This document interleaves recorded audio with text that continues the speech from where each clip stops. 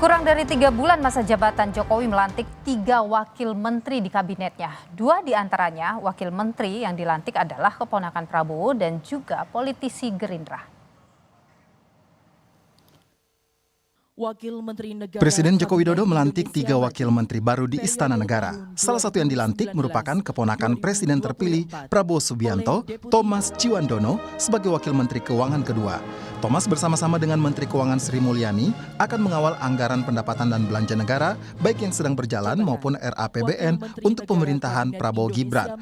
Thomas mengakui dia dipersiapkan untuk transisi pemerintahan. Tugas saya adalah supaya semua hal yang menyangkut anggaran, terutama di 2025 itu selaras dengan apa yang sudah dicetuskan oleh pemerintah sekarang dan tentunya program-program Presiden terpilih ke depan. Politisi Gerindra Sudaryono juga dilantik Jokowi hari ini untuk posisi Wakil Menteri Pertanian. Sudaryono pernah menjadi asisten pribadi Prabowo dan menjabat Ketua DPD Gerindra Jawa Tengah. Sudaryono menyebut akan mengawal program ketahanan dan kedaulatan pangan di Indonesia. Sudaryono menggantikan posisi Harfiq Husnul Kolbi sebagai Wamentan. Tentu saja pertanian adalah sektor yang sangat penting, menyangkut kedaulatan dan ketahanan pangan kita, ketahanan dan kedaulatan bangsa kita. Salah satunya ada di sektor pangan. Oleh karena itu tentu ini menjadi sebuah tugas yang tidak ringan, sebagaimana telah dicanangkan oleh Presiden Jokowi dan sudah dilaksanakan sampai dengan hari ini, dan tentunya akan terus dilanjutkan dan ditingkatkan oleh Presiden terpilih kita, Bapak Prabowo Subianto, dalam kaitannya kemandirian, ketahanan, dan kedaulatan pangan bagi bangsa kita. Wakil Menteri Investasi dan Kepala BKPM Yulia Tanjung mengeklaim akan mengawal kebijakan investasi usai dilantik. Yulia juga menyebut pelantikannya dipersiapkan untuk menyiapkan transisi pemerintahan. Tugas kami ke depan itu adalah bagaimana kami mengawal berbagai kebijakan investasi dan juga mengkoordinasikan berbagai kebijakan dengan kementerian lembaga. Ya tentu nanti bagaimana kontribusi investasi terhadap pertumbuhan baik pada masa transisi tahun 2024, kami juga mengantarkan untuk pemerintahan baru nanti kelancaran investasi, peningkatan investasi bagi pertumbuhan perekonomian, itu yang menjadi fokus tugas kami. Thomas Ciwandono lahir di Jakarta 7 Mei 1972. Thomas mengenyam pendidikan Master International Relations and International Economics di Johns Hopkins University School, Washington, Amerika Serikat, termasuk studi sejarah di Haverford College, Pennsylvania, Amerika Serikat. Dalam karirnya, Thomas juga menjabat Bendahara Umum Partai Gerindra, Tim Gugus Tugas Sinkronisasi Prabowo Gibran, Deputi CEO Arsari Group tahun 2006, dan wartawan Indonesia Business Weekly tahun 1994. Sudaryono yang dilantik sebagai Wakil Menteri Pertanian lahir di Grobogan 23 Januari 1985. Lulus dari IPB Doctor of Philosophy, Finance and General 2020-2023 dan Swiss German University Master of Business Administration 2015-2018. Dalam karirnya, Sudaryono merupakan CEO Garuda TV sejak 2018, Ketua Umum Asosiasi Pedagang Pasar Seluruh Indonesia sejak 2021, Ketua Dewan Pembina DPP Pedagang Pejuang Indonesia Raya atau Papera sejak 2021 hingga 2025. Dia juga merupakan Ketua DPD Gerindra Jawa Tengah, Wakil Sekjen Partai Gerindra 2020 hingga 2025.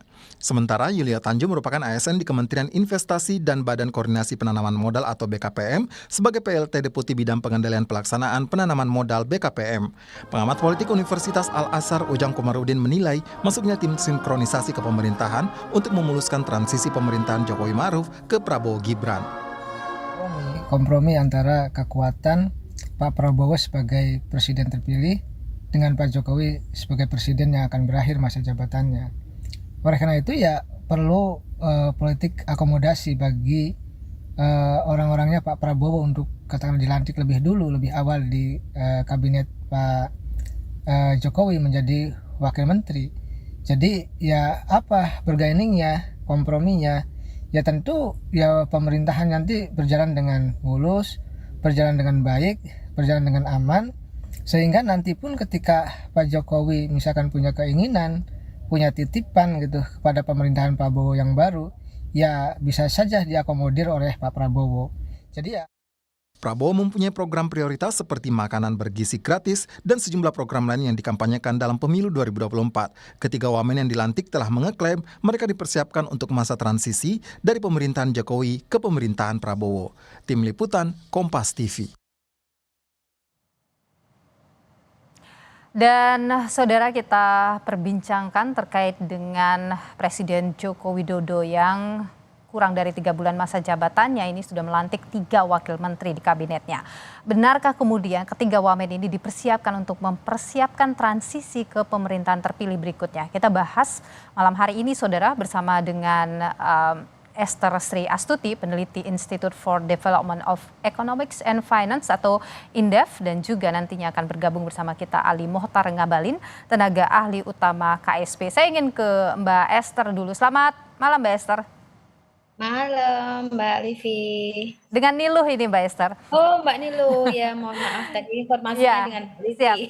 Mbak Esther, ini kalau Anda melihat ya bahwa di masa transisi Presiden Jokowi ke nantinya akan ke Presiden Prabowo Subianto setelah dilantik Oktober nanti. Apa yang Anda lihat kalau kita bandingkan dengan pada masa transisi sebelumnya itu dari Pak SBY ke Pak Jokowi? Bagaimana drastis sekali ke perubahannya atau seperti apa? Ya, jadi kalau saya lihat ini memang masa transisi untuk dari Pak Jokowi ke Pak Prabowo ini kan cukup lama ya gitu. Nah, sementara banyak program-program dari Pak Prabowo yang sudah dikampanyekan gitu. Nah, sehingga mungkin untuk memuluskan ya dari program-program yang sudah dicanangkan, dikampanyekan kepada masyarakat. Nah, dan untuk memastikan bahwa program itu jalan, maka dilantiklah ya Wamenkeu ataupun wamen-wamen yang lainnya untuk memastikan bahwa program kedepannya ini berjalan dengan lancar gitu. Kalau Anda melihat memang 3 kementerian itu jadi hal yang sangat strategis bagi pemerintahan Pak Prabowo karena 3 yang dilantik ini wamennya. Ya pasti, kalau kita bicara tentang Kementerian Keuangan yang memegang anggaran gitu ya, budget dari semua kementerian gitu dan lembaga negara. Nah, oleh karena itu ya pasti ini adalah posisi strategis, apalagi untuk melihat program-program Pak Prabowo ke depannya juga sangat luar biasa ya, dan ini butuh anggaran yang sangat fantastis juga gitu Mbak. Oke, bagaimana dengan Kementerian Investasi juga Kementerian Pertanian, Mbak Esther? Ya betul, jadi kalau kita lihat dari sisi fiskal ya, ruang fiskal Indonesia ini saat ini relatif lebih kecil ya daripada tahun-tahun sebelumnya gitu. Kenapa? Karena kita lihat bahwa penerimaan negara dari tahun ke tahun itu cenderung turun, dan sekarang kalau ditunjukkan dengan data ya tax ratio itu berkisar sekitar 10% gitu ya. Nah, sementara ke depan itu sudah ditentukan ya program-program pemerintah seperti IKN, kemudian makan siang gratis, belum lagi pembangunan rumah sakit ya, BPJS yang dengan standar yang sama, tidak ada perbedaan kelas dan seterusnya. Nah, sehingga ini program-program ini menurut saya membutuhkan dana yang tidak sedikit. Nah, makanya harus ada orang yang punya integritas, kompetensi, serta dipercaya oleh Pak Prabowo untuk bisa bahwa sosok ini mampu ya menjalankan program-program tersebut dan memastikan program tersebut berjalan dengan sangat lancar dan efektif. Nah, terus kemudian satu lagi adalah sosok ini harus punya dukungan politik, karena posisi Menteri Keuangan atau posisi menteri-menteri yang lainnya itu adalah posisi yang politis gitu. Oke, baik. Sudah bergabung bersama kita juga Bung Ali Mohtar Ngabalin, tenaga ahli utama KSP. Selamat malam, Bung Ali. Oke. Sudah bergabung bersama kita. Petang, terima kasih. Halo, apa Ya, kabar? sehat juga. Saya mau nanya dulu ini, sebenarnya apa sih urgensi harus melantik 3 wamen di sisa jabatan 3 bulan untuk Pak Jokowi nih? Ya, 3 alasan penting yang harus dijawab itu, Nilu ya. Jadi yang pertama, ini menjadi presiden tentu berkepentingan dan ini usernya adalah pemerintah, presiden ya. Jangankan 3 bulan, tugas-tugas pelayanan itu hitungannya bukan bulan, bukan minggu, bukan hari, tapi by jam tugas-tugas pelayanan itu. Karena itu seperti tadi kayak kami ini ya, seperti di kantor setelah pelantikan itu kita mesti kembali lagi di KSP, kemudian harus menemui pelayanan yang begitu banyak, antri teman-teman dari daerah, soal tanah, soal ini, soal itu segala macam. Nah, jadi kalau ditanya kenapa, iya tentu saja karena presiden punya kepentingan dalam urusan seperti ini. Dan yang kedua harus ditahu bahwa kami tidak menggunakan istilah transisi, pengalihan kekuasaan sebagai kelanjutan dari sebuah pemerintahan yang pertama kali terjadi di Indonesia ini, Prabowo sama Pak Jenderal Prabowo ya, Menteri Pertahanan yang juga presiden terpilih, dan Presiden Prabowo hari ini Jokowi adalah dia berkelanjutan ya. Jadi itu menjadi penting dalam 3 kementerian yang luar biasa menjadi pusat perhatian Bapak Presiden dalam 8 bulan terakhir ini. Menteri Keuangan, Menteri Pertanian, dan Menteri Investasi BKPM. Gitu. Bung Ngabalin, begini, banyak orang melihat bahwa ini adalah langkah Pak Prabowo untuk menempatkan orang-orang kepercayaannya duduk di pemerintah untuk memastikan nanti, kalau Anda tidak mau menyebut sebagai transisi, tapi kemudian kita sebutnya keberlanjutan nanti pemerintahan ini. Pemilihan mereka memang atas dasar itu? Oh iya, kalau itu terjadi di mana masalahnya? Kalau itu terjadi ya memang harus begitu. Kekuasaan negara itu harus diurus oleh orang-orang yang dipercaya, orang-orang yang memiliki kompetensi mengurus negara, melayani masyarakat loh ini. Jadi kalau itu yang terjadi, ada masalah apa dengan situasi seperti hari ini? Dan karena itulah maka perbincangan, koordinasi antara Presiden Jokowi dengan Presiden Prabowo harus intensif, dan mau dan tidak mau sustainable program, berbagai kebijakan dalam memberikan pelayanan kepada masyarakat itu memang harus terjadi seperti itu. Negara demokrasi dengan sistem presidensil begitu, Nilu. Baik. Jadi ini memang untuk ini ya, masa transisi kekuasaan ya dari Pak Jokowi kepada Pak Prabowo. Pemerintahan ya. Ya, transisi pemerintahan tadi. Saya ke Mbak Esther dulu. Mbak Esther, kalau kita lihat ya, ini misalnya dari apa yang terjadi ya secara ekonomi. Kita lihat ada warisan utang dari periode Pak Jokowi ke pemerintahan Pak Prabowo. Nah, kalau kita lihat ya, anggarannya ini dibandingkan penerimaan negara pada 2025 itu mencapai 43,4% begitu. Anda sendiri melihat itu bagaimana warisan secara ekonomi dari Pak Jokowi kemudian nanti ke Pak Prabowo? Ya, ya benar seperti itu Mbak Nilu. Kebetulan kami juga di Indef sudah memberikan ya satu analisis bahwa sebenarnya presiden baru tapi persoalan lama gitu. Artinya persoalan-persoalan yang lama sudah terjadi itu masih belum terselesaikan dengan baik ya.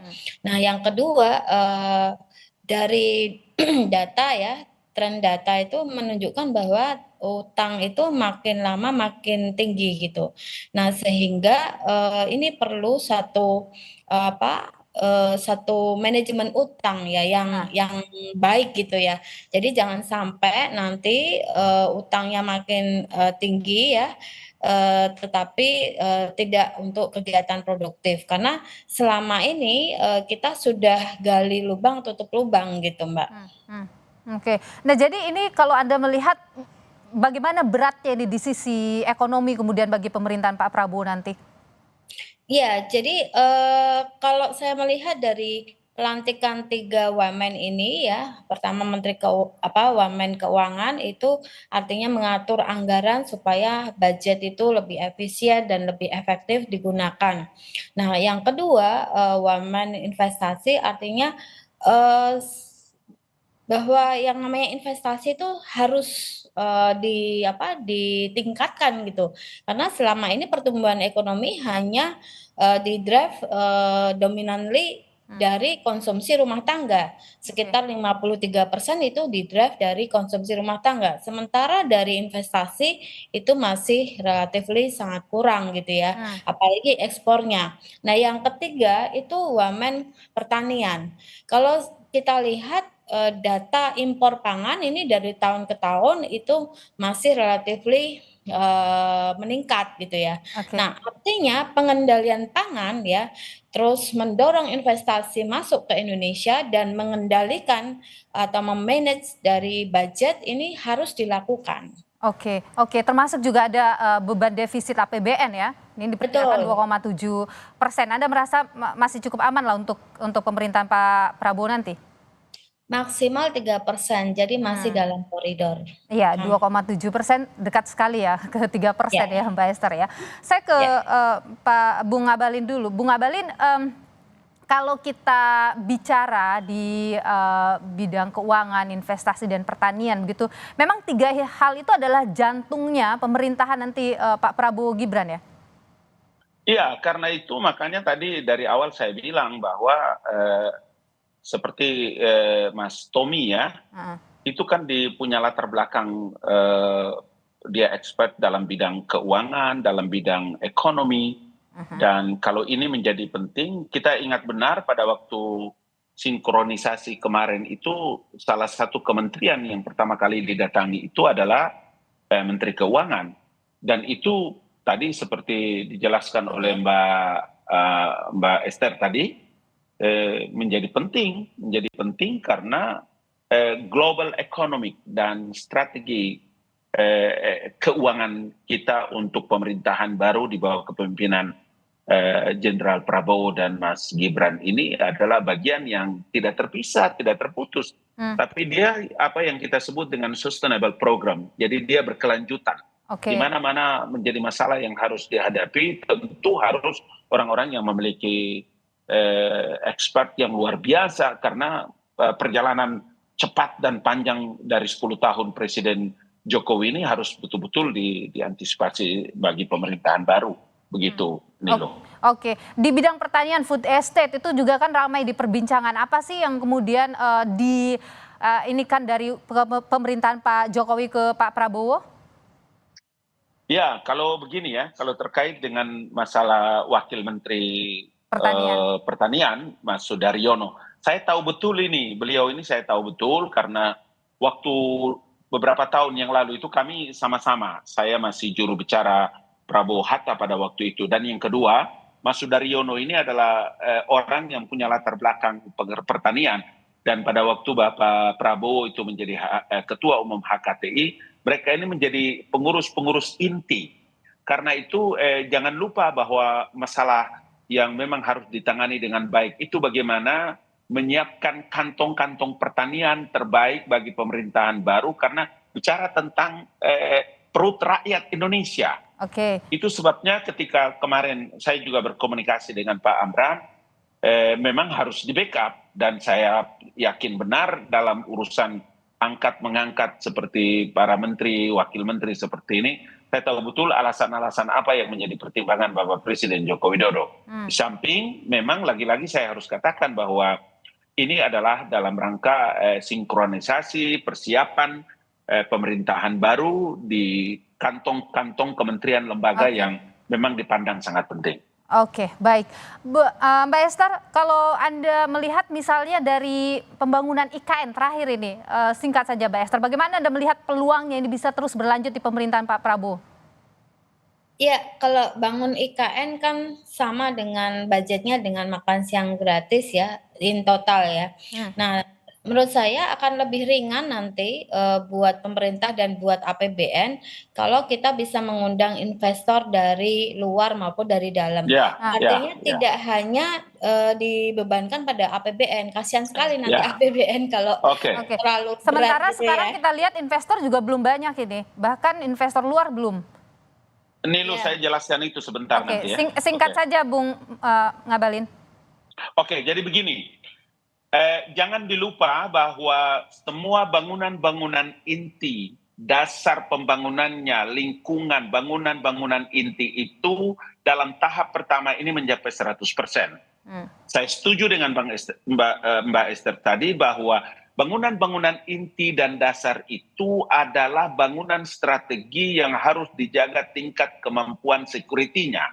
Oke. Itu sebabnya kenapa hal itu menjadi bagian yang tidak terpisahkan dari betapa alokasi anggaran pendapatan belanja negara. Oke. Setelah pemilu, kemudian situasinya aman dan segala macam, tahap pertama selesai. Kemarin ingat Bapak Presiden menyebutkan dari seluruh bangunan yang akan dibangun, jangan pernah kita berpikir 3-4 tahun, tapi dia adalah pembangunan yang berkepanjangan, ya, berkelanjutan. Karena itulah maka setelah semua selesai pada tahap kedua ini, para investor dia sedang berantri untuk ikut datang. Karena apa? Karena Perpres baru telah diterbitkan oleh Bapak Presiden, kemudian jaminan-jaminan terhadap investor untuk bisa menginvestasikan semua harta mereka di IKN ini adalah jaminan bagi pemerintah. Oke. Dan jangan lupa yang terakhir, Oke. IKN ini adalah proyek negara, Oke. bukan proyek siapa-siapa. Oh, oke. Jadi tidak perlu ada kekhawatiran di sana. Bung Ngabalin, kemarin Pak Jokowi ke Dubai, gimana hasilnya itu?